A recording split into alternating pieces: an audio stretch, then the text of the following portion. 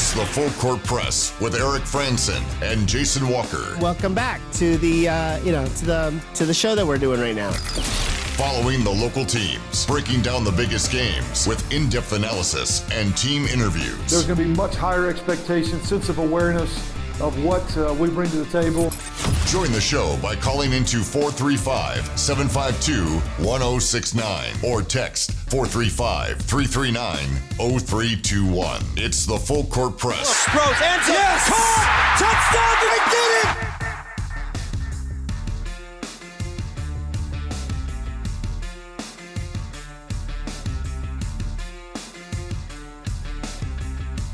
Hey, what's up, everybody?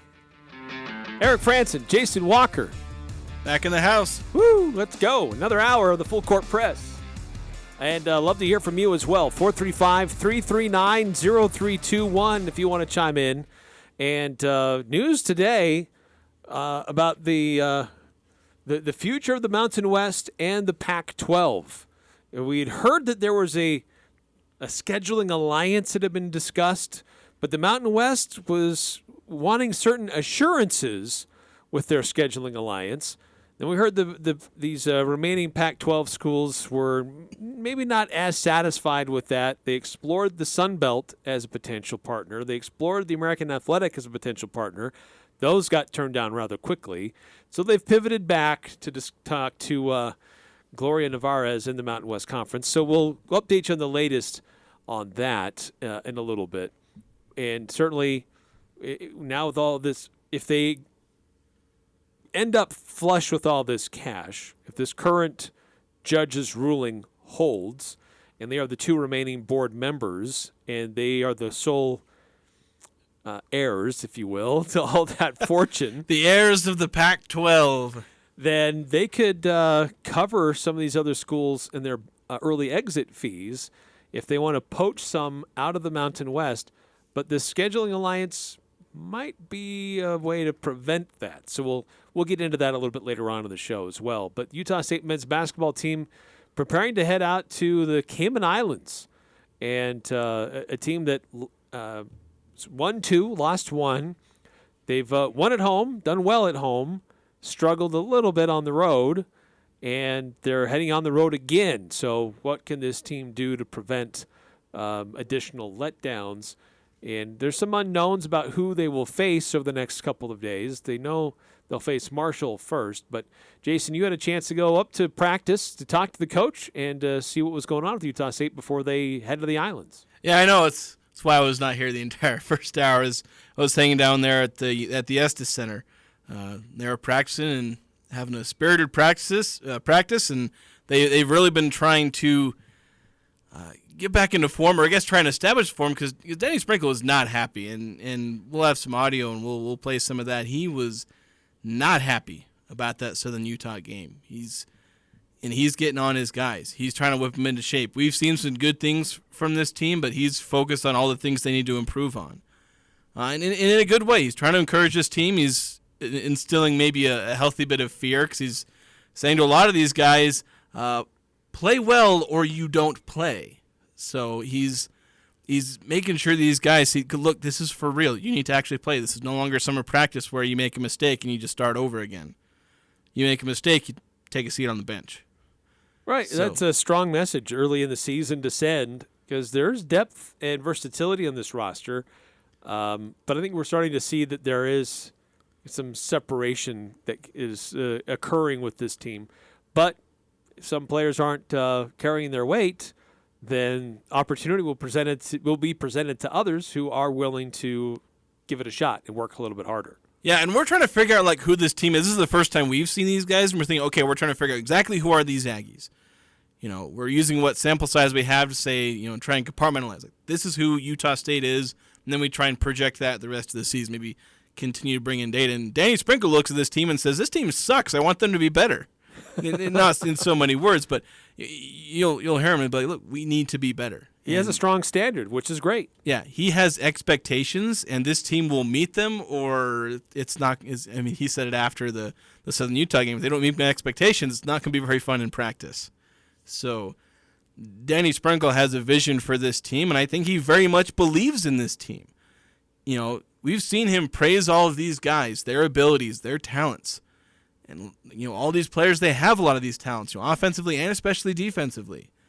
And so I don't think Danny Sprinkle would be this hard on these guys if he knew or if he didn't think they had the potential to be as good as he wants them to be.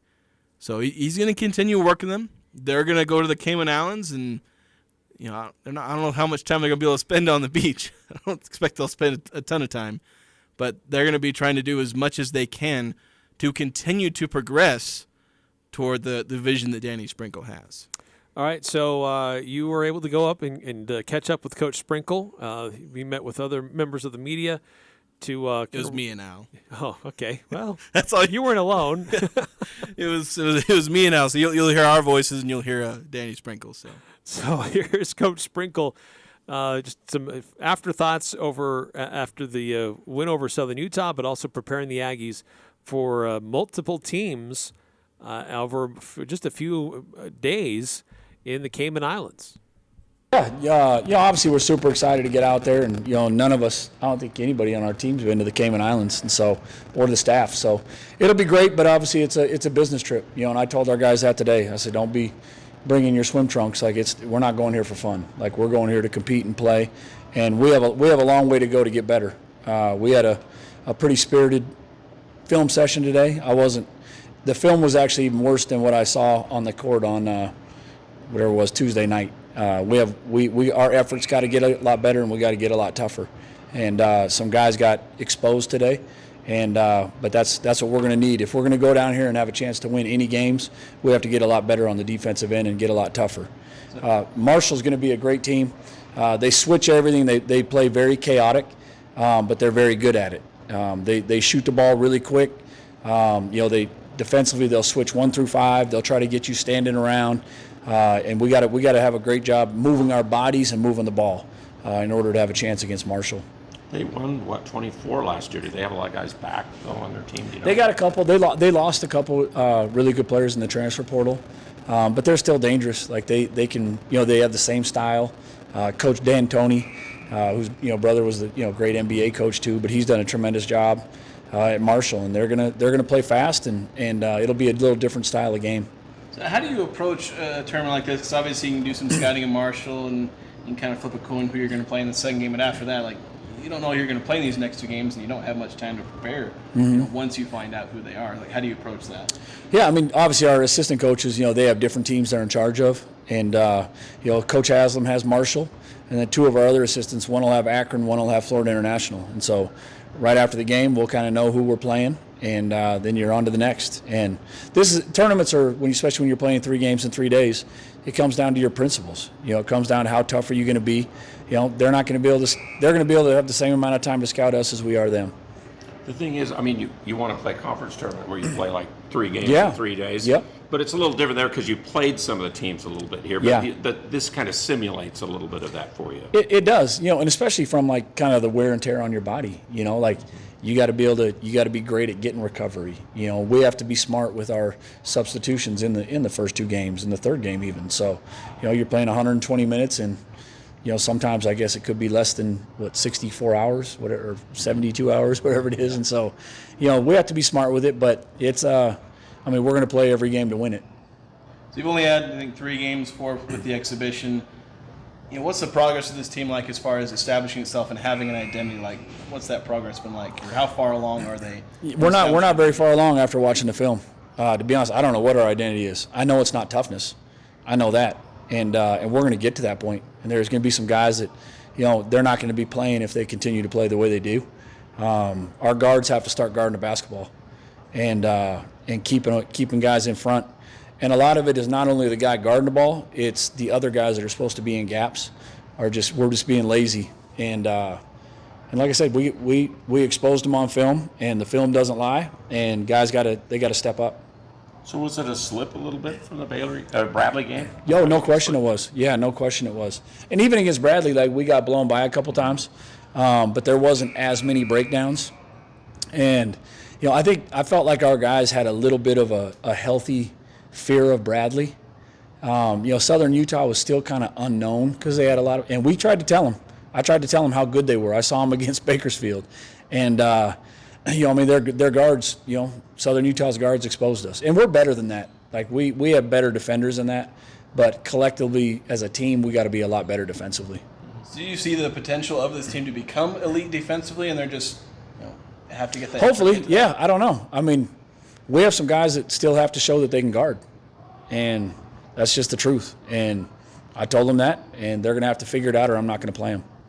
I'm going to talk to Max here just for a second. What does he add, or what do you like about Max's game? His length. His length. You can still see. He in practice for the 6.5 weeks, so you can still see defensively a little bit. He's not sharp in his lateral movement all the time, but he had a couple great contests. He's got good habits. And a lot of them are from USC and being coached to where, like, he closes out and he has a high hand. I have some other guards that are closing out with their hands at their ankles and just getting threes put on them. And that you can't do that at the Division I level. And we showed, a couple of the good ones that Max had today where he closes out and he's 6'8", 6'9".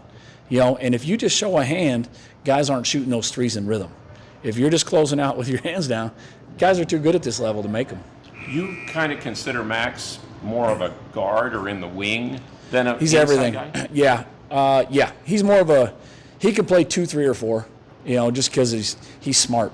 He's a smart player.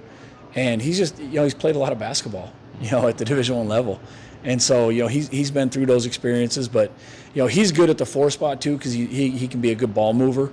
And he can space the floor, And we're going to have some guys knock down some shots. So you've had to deal with a lot of small ball lineups, and obviously you're going to face more. That's the new thing of basketball. Yeah, no, it's crazy. But I guess you got a lineup, you got a 7-footer and a 6'8". You don't play a huge lineup, but you got a lot of centers. Do you feel like those guys are going to be able to defend small ball lineups, or are you going to just have to go to your own small ball lineup to defend? Yeah, well, they're going to have to, or they can't play. That, like he said, that's the nature of the game today.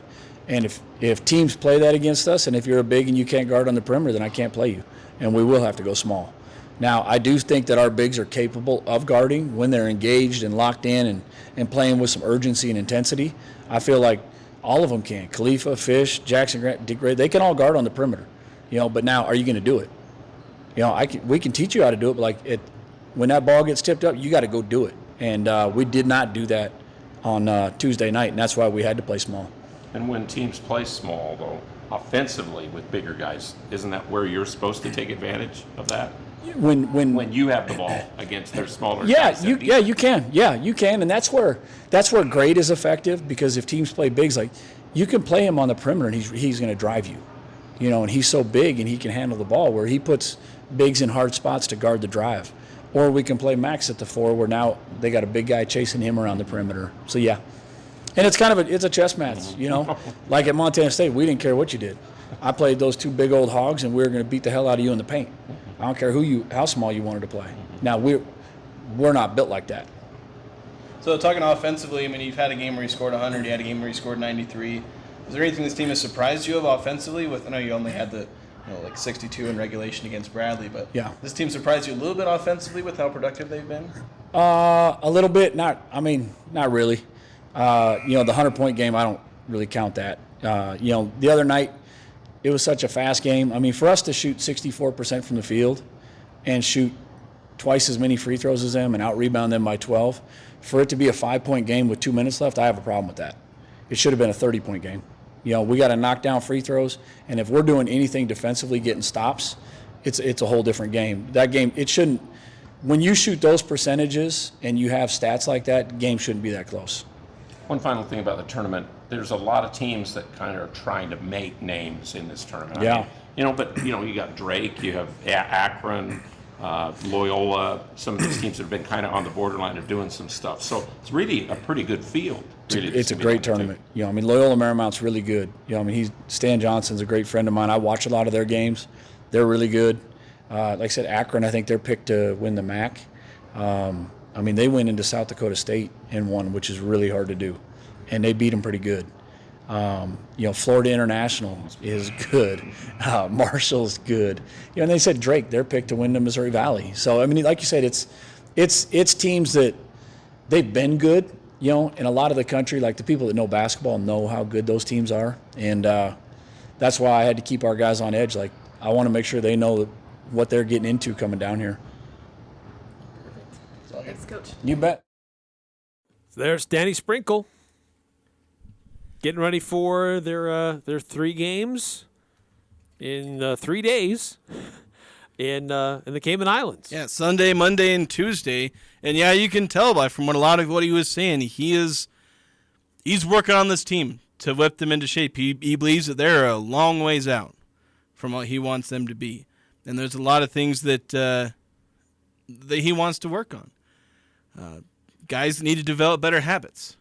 A lot of different things. I thought it was interesting that, I asked him a question, about his offense and, in productive he's been. And, I mean, he was honest that, the game against the Division II team, you kind of throw that one out the window as far as sample sizes. But even, I don't think he ever specifically said it, but you could tell he was fine with the offensive performance against Southern Utah. They shot really well. They shot a bunch of free throws. But immediately he flipped it around and went back to defense, which is what we spent the first, 2/3 of the interview talking about. And he was like, yeah, playing good offensively, but why was it that close if we were playing that good offensively? He is very much into defense, wants his team playing a lot better defense. The offense, he's not too concerned about that. They've had some struggles with threes, but he's previously said, we're going to be making those shots. For him, this team, he's trying to, whatever he can to get this team ready defensively. And some of it is some guys are shaking off rust. You talked about Max, where he's trying to shake off a bit of rust, where Max has, he said, good habits. He just needs to figure things out. Max is dealing with a lingering foot injury that's probably going to bother him all year, but that's an example of somebody who's got some good habits, needs to instill more of those into young players like Mason, redshirt freshman. His defensive habits are based on what he did in high school. Javon Jackson coming from D2. He was, an offensively focused player in a lot of ways at Southern Nazarene, I think it was, Division II. A lot of guys coming from other places where they haven't had these principles instilled to them as much. I mean, go back to last year, Mason Falstaff, when we went to the first practice, he was talking about how they didn't focus on defense nearly as much as they did under Ryan Odom.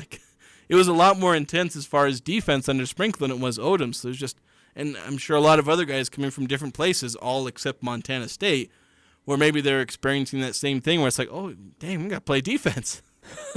So Danny Sprinkle, he's working on him, and that's why it kind of goes to show why Sprinkle's been saying, we're going to spend all of November, December figuring out who the heck we are. Because when I asked him, how far are you progressing as far as your identity? He's like, nothing, basically. None at all. And so we're going to have to they're going to have to figure out who they are and really establish themselves. And they got another month and a half to do that before conference play starts. 435-339-0321. Your reactions to Coach Danny Sprinkle after practice today. 9310 texting in. I like how Coach interviews. Seems focused, high expectations, has a plan. Yeah, he's got really high expectations. He's not settling for anything. We see a guy who puts up 93 points on a Division I team, and he's talking about his defense, which, wasn't very good that day. So, but, and he's not throwing his players under the bus and saying, oh, they're terrible and they're awful and I hate them and they should just transfer away. No, he believes in these guys, and so he's pushing them. Right. Pressure is a privilege, and he wants to create pressure for this team. He wants them to have higher expectations. As he said, we had a lot of guys get exposed today. When we looked at the film, it was worse than I thought. Yeah. than what I saw in the game. So he has a high expectation of his players, and he knows they can get there. He's trying to help them get there. Yeah, he's doing his job as a coach. Look, I see your potential. He wouldn't have recruited him if he didn't think they had that potential. He brought in a bunch of guys. You look at their measurables and you look at their past, places they've been and their past performances. They all have the potential to be the kind of defenders that Danny Sprinkle wants them to be. Bringing a guy like Max Agmunk-Polo, who's 6'9", but he can play defensively anywhere 2 through. I mean, he said 2 through 4, but he's even putting him in there as the center in small ball lineups. So, 2 through 5, depending on the situation. Mason Falstaff, he's a guy that can guard 3 positions. Darius Brown can guard both the backcourt spots. Isaac Johnson, he's 7 foot, but he's pretty nimble. Khalifa Sacco, he's pretty nimble. And just go down the list. I'm not going to go down every single player, but go down the list and you can see the defensive capabilities of every player. It's just now they have to actually take advantage of those defensive capabilities, which, there's a lot of people that talk about, oh, this player has the tools to be a good defender. But Danny Sprinkle didn't mention physical tools for any one of his concerns. It's all about effort, habits, and all that. And he's got to instill that in everybody. Right. It's great that he's got Darius Brown and Great Osabar to be there to help the other players. Like, yes, this is what's expected when this guy is your coach. But Darius Brown was a star at Montana State. Osabar was a sixth man. He came off the bench. And he was, barely averaging 10 points a game? Yeah, I'd say barely averaging 10 points, but he was playing only 19, so... Yeah, so... It was pretty impressive what he was doing. It was impressive what he was doing, but it's not like he was... this isn't a knock against Great, but he wasn't really... I'm not going to say that he was a star. He was a contributor for Montana State. But really, you only have one guy who, on this roster this year, was a star under Sprinkle's system coming back. Yeah. So many guys, even Great, has to understand what they need to do to be stars in his system and how he wants things done. Yeah, and I think playing volume minutes, too. Because Osborne, this is his first time playing volume minutes, and he has to get used to the fact that, okay, I could go full bore for 19 minutes a game and score 10 points and, be a highly productive player in low minutes, get sixth man of the year in the past conference. But there's a difference between being a highly productive player in low minutes versus being a, evenly decently productive player in high minutes. Because in this system, you're going, all out all the time. Darius Brown, he's out there, going 110% for, in some cases, 45 minutes. and to your point, Darius Brown is used to that. He was averaging, 30 or so minutes at Montana State. In 4 or 5, I think it was 4 years at Cal State North, or 3 years. His whole time at Cal State North, multiple years, he was averaging 30, 34 minutes a game. So, yeah, he knows how to do it, but everybody else, some of them were, high rotation players. Uduje was a starter for his previous team. But, yeah, they're learning what it's like to go 100%, both ends of the court, all the time, under the high expectations that Danny Sprinkle has for his team. So their first game is Sunday against Marshall. Yep. Is that early afternoon? I forgot to look up the time. I don't have the schedule in front of me. We'll look that up, but we'll remind you. But anyway, Sunday, Monday, and Tuesday, we know they play Marshall, and how that game it turns out. We'll find out in other games. Then we find out who they play and when they play on Monday. Same thing for their schedule on Tuesday. Yeah, they play one of, I believe it was either Florida International or Akron are the two they could play. And it depends on the result of both games, because if you win, you play the winner of that game. If you lose, you play the loser of that game, which means you could face either team in two different ways. Yeah, that's true. All right, going to take a step aside here on the Full Court Press. Love to hear from you on our Full Court Press text line. Weigh in on Utah State basketball. We're going to shift gears and talk about some football news. There's a new report about the future scheduling agreement between the Mountain West and the Pac-12, and some assurances that could be put in place to keep the Mountain West intact, and to what that might mean for the future for Utah State with future scheduling for the Aggies. We'll discuss that coming up next here on the Full Court Press. It's that first kiss, that moment in time. This is Jarek from Jarek's Fine Jewelry. Everyone knows us as an engagement ring store, but not everyone knows about everything else we do. Custom design, our in-house laser jewelry repair. We offer fashion jewelry, charm bracelets, necklaces, earrings, birthstone jewelry, watches. We love people to just look and make a wish list. Stop in and say hi. Jarek's Fine Jewelry. Make it special, make it Jarek's. Agis Home Health and Hospice is your premier healthcare provider. When your loved one needs care, at home, wherever home is, allow Agis Home Health and Hospice to help. I'm Josh Fenton, part of the Agis team, where we customize healthcare for optimal results. Our award-winning staff brings character, experience, and trust. Contact us today and see why we were voted best of Northern Utah. Call 435-723-9000 or visit our website at myagis.com. Thank you for letting Cache Valley Ear Nose and Throat, the Allergy Clinic, and the Hearing Aid Center take care of your family medical needs this year. Make sure you call now for an appointment before the end of the year to utilize your cafeteria funds. Located in Providence and the new Three Peaks Medical Plaza, North Logan. The entire staff, along with Dr. Benyon, Blotter, and Robinette, wish you a safe and wonderful holiday season. Go to CashValleyENT.com for details. Most insurance products, including Select Med, are accepted. Clean it up and get it out this fall. Don't wait another winter. Let DD Auto and Salvage pay you for that junk vehicle. DD Auto and Salvage makes it so easy and fast to get rid of your junk or vehicles by paying you the most money possible. Pickup is available. If you have metal, DD Auto and Salvage in Logan want to pay you today. Search DD Auto and Salvage today or call 787-1204. That's 787-1204. See store for details. Hi, I'm Jay Broadbent with Alpine Home Medical. I'd like to invite you to learn more about us. Since 1997, we've been Utah's premier one-stop shop for home medical equipment. What sets us apart at Alpine Home Medical is the superior level of customer service. We provide home oxygen, CPAPs, wheelchairs, scooters, breast pumps, and so much more. Come on down and get to know us. Alpine Home Medical, we bring wellness home. Visit alpinehomemedical.com. Hey, Cache Valley. Get into Al's Sporting Goods now while the selection is at its best. Nike, Hoka, Brooks, On. The best selection of running shoes around. Thousands of beanies in stock from the best brands like the North Face, Neff, Chaos, Patagonia, and more to help you keep warm. Cache Valley's largest selection of smart wool socks. Get them at Al's and get them now. Al's Sporting Goods has thousands of cold weather base layers, winter jackets, and gloves. New winter boot arrivals from Sorel, Kamak, and Blundstone. Don't miss out on the new arrivals from the best brands at the best prices. Al's Sporting Goods and online at als.com. Al's Sporting Goods, every sport, every season. Sunday on Compass Media Network's coverage of the NFL. The NFC West leading San Francisco 49ers host the Tampa Bay Buccaneers. Hi, this is Mike Morgan. Join Brian Baldinger and me for all the action as Brock Purdy and the 49ers look to protect home field in a Week 11 NFC showdown with Baker Mayfield and the invading Buccaneers. If it's the NFL, it's right here. Pre-game begins Sunday afternoon at 1:30 on Sports Talk Radio, 106.9 FM, 1390 AM, The Fan. Following the local teams, it's the Full Court Press with Eric Frandsen and Jason Walker.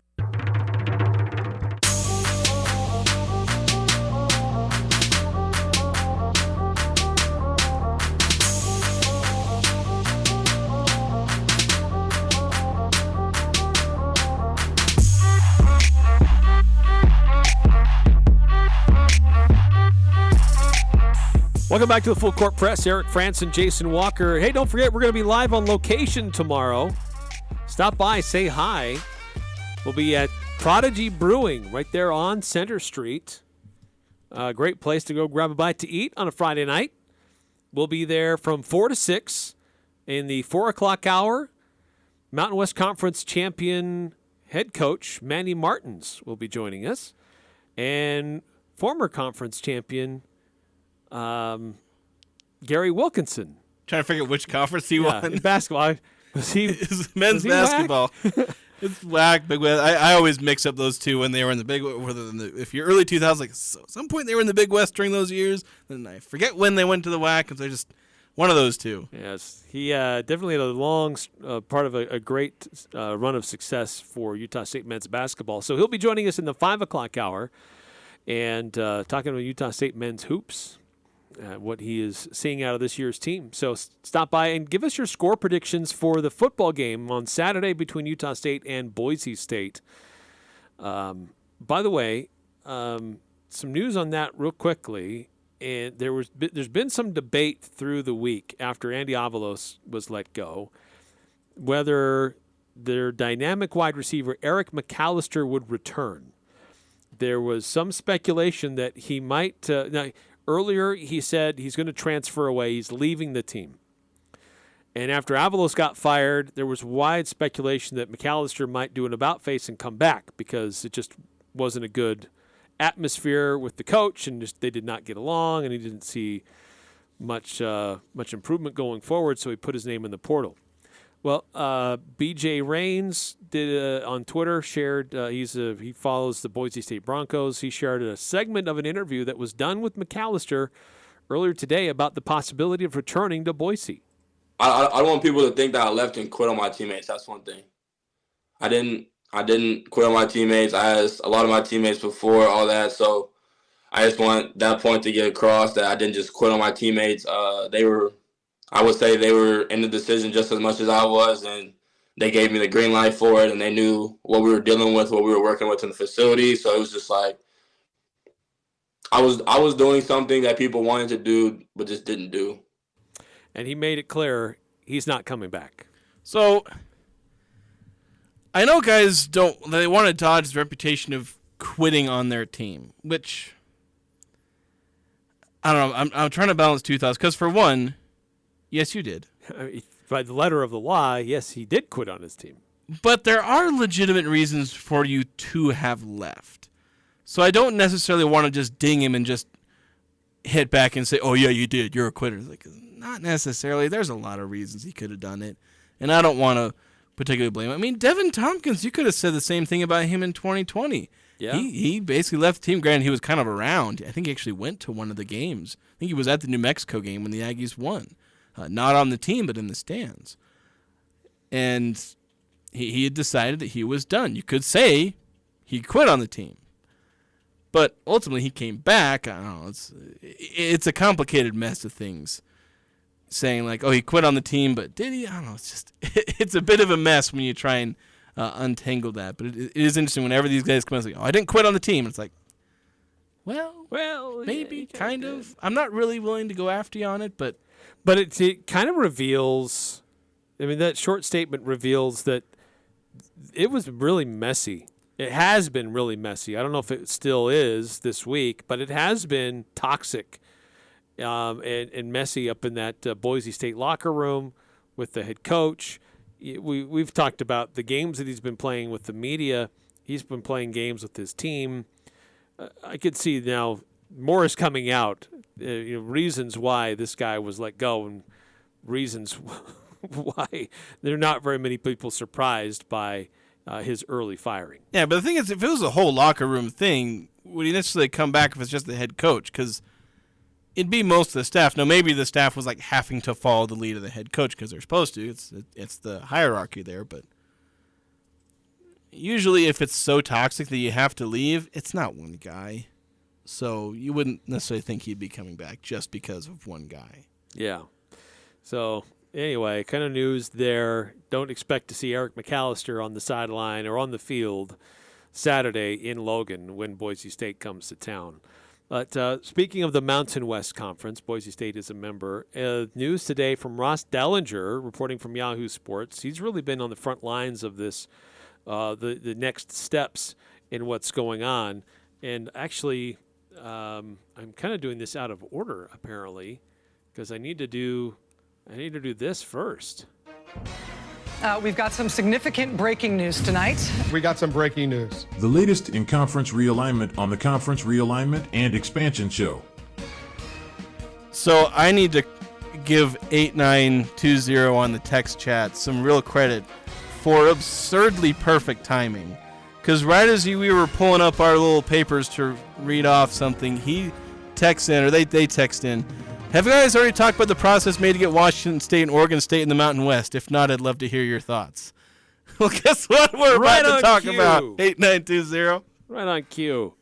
Yeah, so the court decision was Tuesday. Apparently the Mountain West officials reached out to those remaining schools on Wednesday. And then there's some news today about what's going on. More meetings apparently were planned today, trying to work out a scheduling arrangement with Oregon State and Washington State with the rest of the Mountain West Conference. Now, the Oregon State and Washington, we'll just call them Pac-2, there were these discussions with the Mountain West in the summer, and then that kind of cooled. And then there were reports just last week that they had engaged with the Sun Belt Conference as a potential scheduling partner. And Sun Belt's like, well, we'll look at it. What do you think, guys? What do you think? Looking around the room, no, doesn't make sense. Okay, we're out. So that didn't last very long, and so they're having to turn back to the Mountain West Conference. And I don't know how happy they are about it, but because the Mountain West, they're like, yeah, we're happy to help you with your scheduling, but we want certain assurances. There have to be some financial incentives here, and we need to know that you're not just going to poach our membership. And we're going to try to be partners, not just lambs to the slaughter for you. Yeah, they're not playing charity here. They're not playing charity like they did with BYU, where they just threw BYU bonus. Yeah, you can play half our conference. That's fine. We'll play in November. Alter our schedules and make it easier for you to do that. And in this case, with playing Washington State and Oregon State, like I know a lot of the Mountain West teams, I think at least 3 of them have one of these 2 teams on their future non-conference schedule. Yeah, So San Diego State, they've got Washington State home and home with them in 24 and 25. Boise State has Oregon State on their schedule next year. Fresno State has Oregon State on their schedule in 25. And San Jose State has Washington State on their schedule next year. Yeah, so these teams, they tend to play. I mean, Utah State's faced Oregon State, granted that was a bowl game, but then they played Washington State the same year. So, scheduling is likely to happen between these teams anyway. But you say, okay, we're going to have you play every one of most of our conference. 8 teams or however many it was. I think 7. Yeah, it's 7 or 8 that Oregon State and Washington State would each play against the Mountain West, something like that. They're playing, basically a conference schedule against the Mountain West. But they don't just want to help Oregon State and Washington State get a schedule and that's it.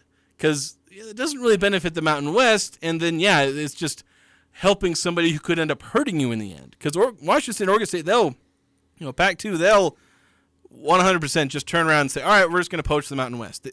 It's something that they would do. Right, they're still looking out for their own interests. Yeah, it's a cutthroat industry. And in the Mountain West, they're protecting their own back. They don't want to go defunct because they are, get significantly hurt because they lose most of their conference to a new Pac-8 is usually what's suggested, Pac-8 or Pac-10.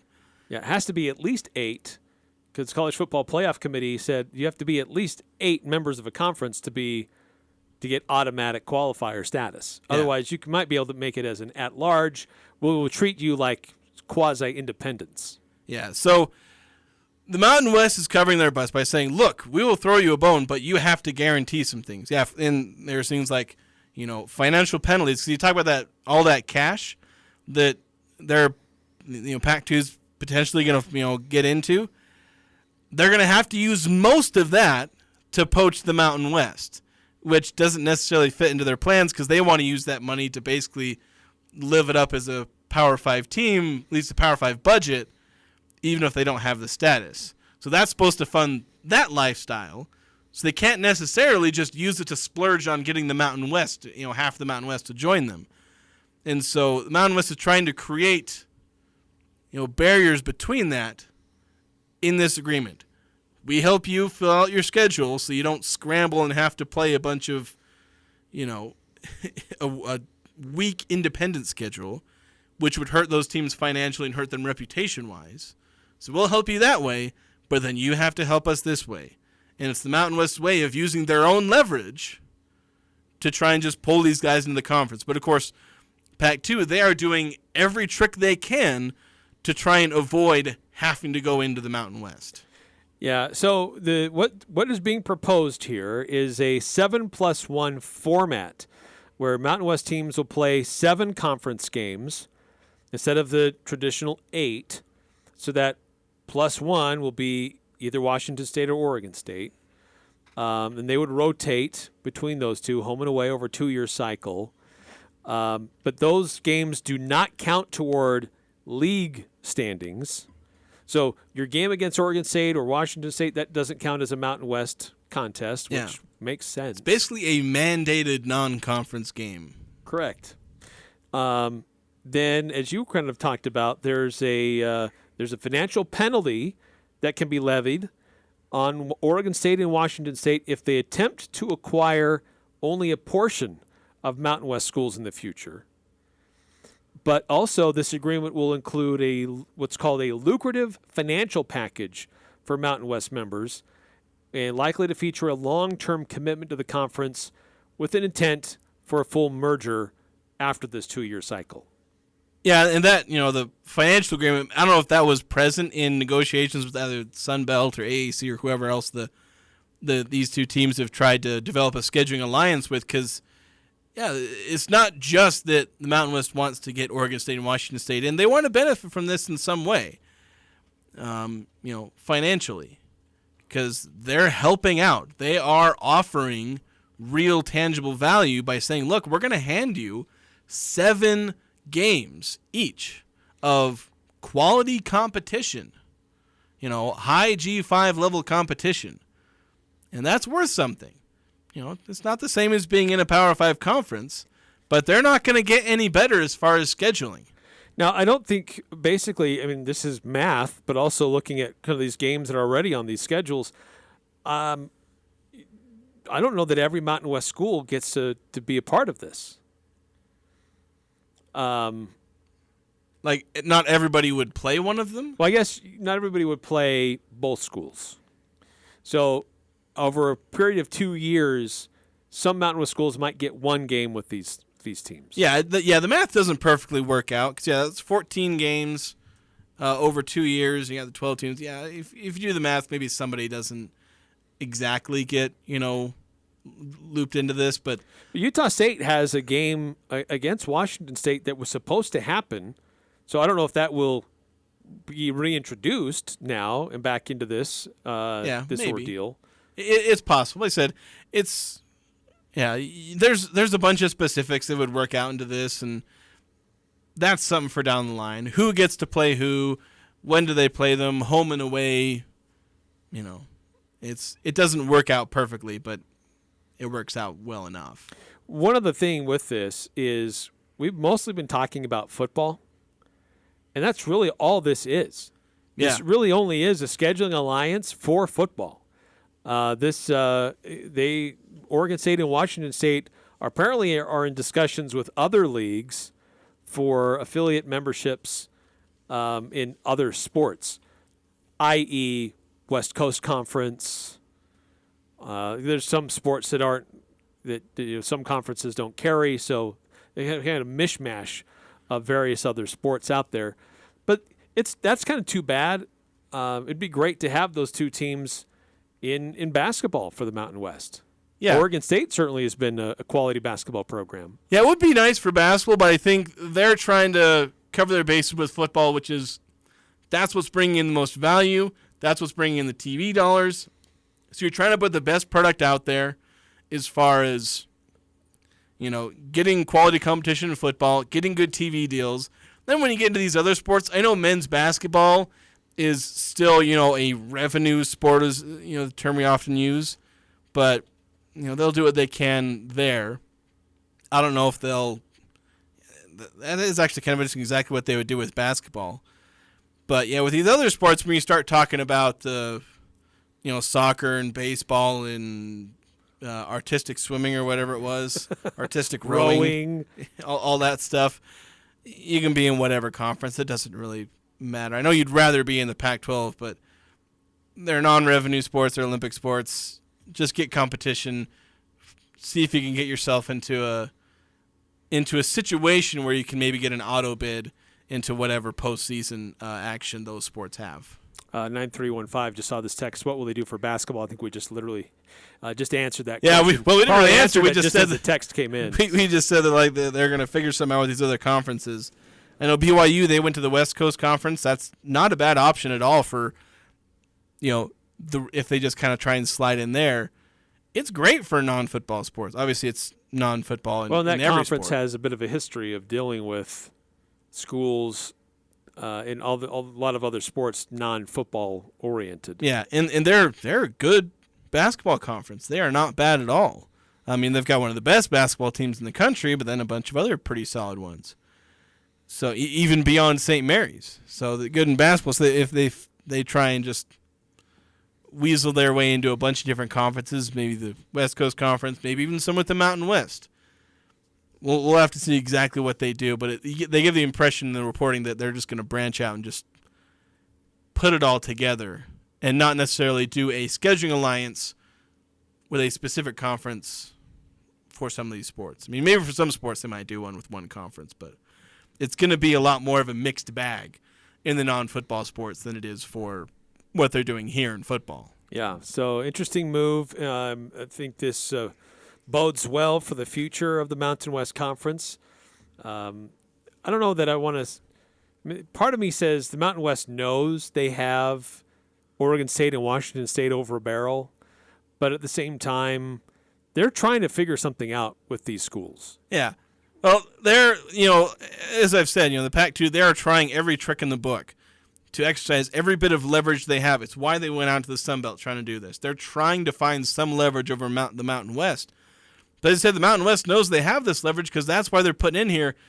You got to, make some commitments if you're going to do this with us, because we're not just going to do this out of the goodness of our hearts. Right. Because we know that you can turn this around on us.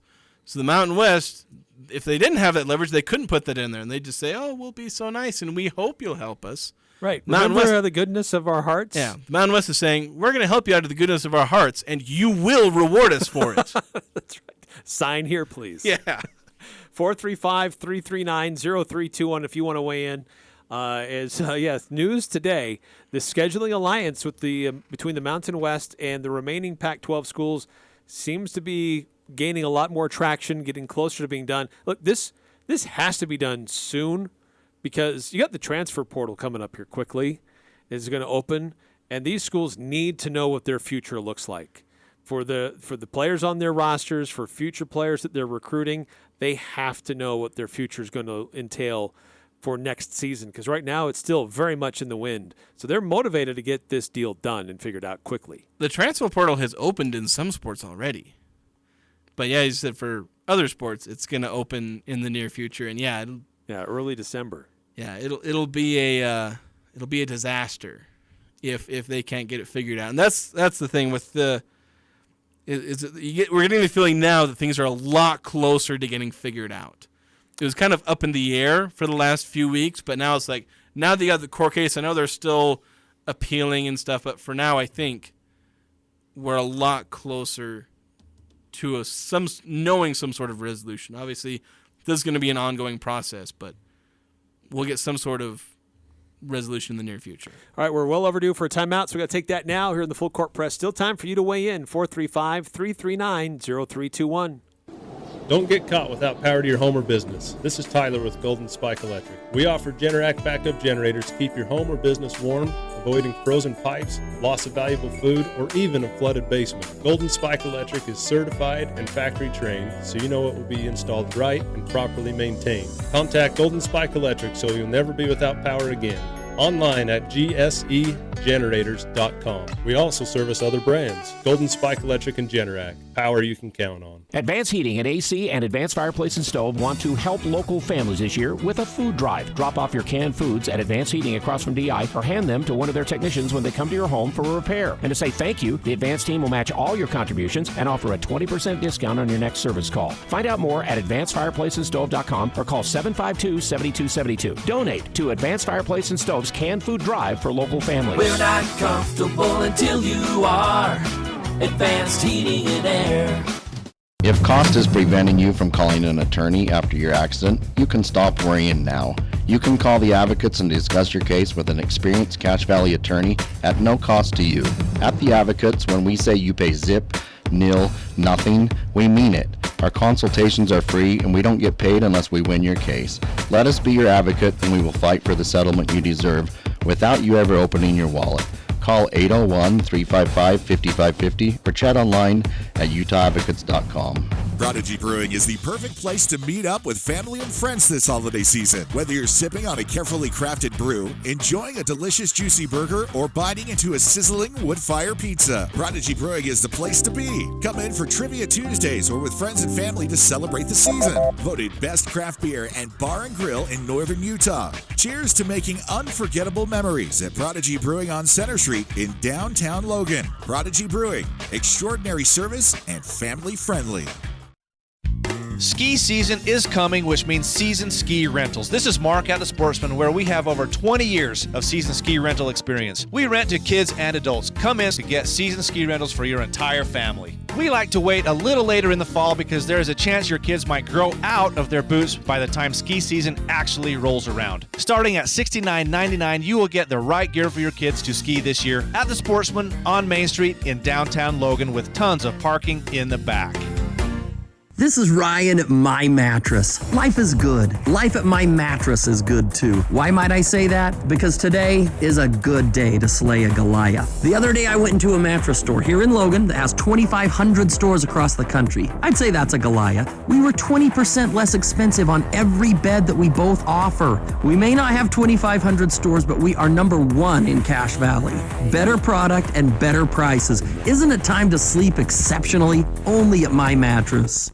Not sure what to give for a holiday gift for family or employees? How about a gift card to Beehive Pub and Grill? Receive a voucher for a free gelato with a $25 gift card purchase, or a voucher for a free burger or sandwich of your choice with a $50 gift card purchase.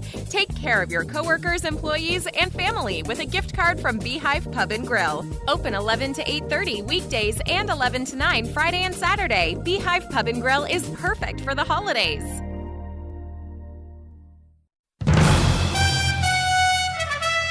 They love home game days at Locker 42. Saturday, it's the end of the home football season when the Aggies host Boise State. A 5 p.m. kickoff means cooler game temperatures and dressing warmly with a jacket and hat from Locker 42. Or stay really warm with an Igloo fan wrap.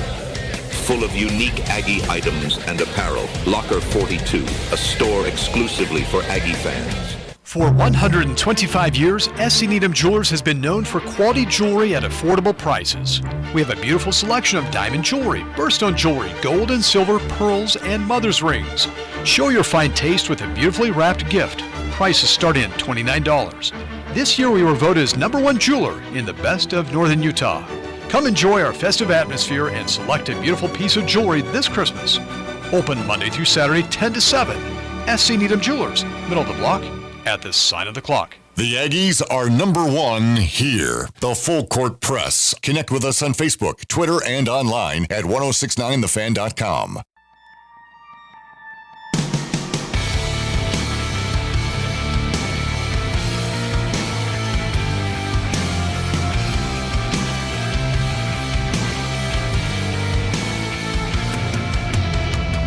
Eric Frandsen, Jason Walker here on the Full Court Press. Don't forget, tomorrow, 11 a.m., Green Canyon taking on Crimson Cliffs for the 4A Football Championship. That'll be broadcast live, full play-by-play, 100.9 Light FM. Stockton Jukes, Adam Lurcher on the call. Later on Friday night, it's Westside Pirates taking on Declo in Holt Arena in Pocatello. I believe that game starting at about 8:15 p.m. in Pocatello. It's a late one. We've also got Mountain Crest boys basketball. They're going to be in Morgan. That's true. So Mountain Crest with a nice win last night at Stansbury. Yeah. Trying to get things rolling with their basketball team. Certainly underperformed by their standards last year. And Morgan's pretty tall task. They're a tough team, so they'll face tomorrow night. But we'll have full play-by-play and video of that game on Cache Valley Daily tomorrow night. And tomorrow afternoon, we'll be broadcasting live from 4 to 6 at Prodigy Brewing. And so you've got your whole morning, afternoon, evening covered for by Cache Valley Daily and all that. And the fan. And then Jazz will be playing Friday night against Phoenix. Yeah, we can just have your entire day, please. Yeah, you at least relax, come out and have a bite to eat at Prodigy Brewing. You can say hi to us. Yeah. So we're nearing the end of the regular season for the NFL. Heard an interview today saying, the real NFL season gets going at around Thanksgiving. And do we have any Aggies in the NFL that are on teams that are going to make a difference in this final push to the regular season? I'm going to be honest, probably not. I mean, you've got teams on the Bengals, which are struggling a little bit. I don't have the NFL standings in front of me, but Commanders are okay. Packers aren't doing so. They're talking about tanking. Yeah. The Bears are the Bears. Tampa Bay, Vikings. Vikings aren't doing awful. Yeah. Seahawks, they aren't quite living up to what they did last year. So the answer to that question is probably no, unfortunately. I don't know if there's going to be – you might get some in the playoffs, but I don't know how much of consequence some of these teams the Aggies are on are going to be. They're not on the Chiefs or the Eagles. Yeah, I suddenly spaced every Dolphins. single contending. Yeah, the Eagles and Dolphins. They're not on any of those teams. So, but you got a couple that are making notable impacts on their team. You've got some that are kind of on the fringe, or are mainly special teams. Jalen Davis, he's been almost entirely special teams this year. Dallin Levitt, that's his thing, is he's been a special teams guy his whole career. So they're playing consistently on special teams. Of course, Patrick Scales is exclusively special teams as a long snapper, that kind of role. Nick Vigil, he was on a practice squad, but he got activated. He's played the last 3 games, but in a special teams role. But you got some guys playing bigger roles. Tyler Larson, he's started, I think, the last 3 games at center for the Commanders, so he got cut at the beginning of the year. Of course, they brought him back on immediately. It was kind of that cut, re-sign him. But he's playing a big role for the team lately. Jordan Love, he's struggling a bit. He's below average in a lot of stats. But then there's Bobby Wagner, who's tearing it up. He's 6th in the league in tackles. Still doing it at like age 32 or whatever he is. That's immortal. So he's still kicking around. Devin Tompkins working his way in. He's played about 30% of Tampa Bay's snaps. Gradually getting some things here, and he's also their punt returner, kick returner. So you got some guys making some impact in the NFL. Yeah, it's a couple guys still to pay attention to with the remaining weeks in the NFL. That's going to do it for us tonight here on the Full Court Press. Tune in 11 a.m. on 100.9 for Green Canyon Championship.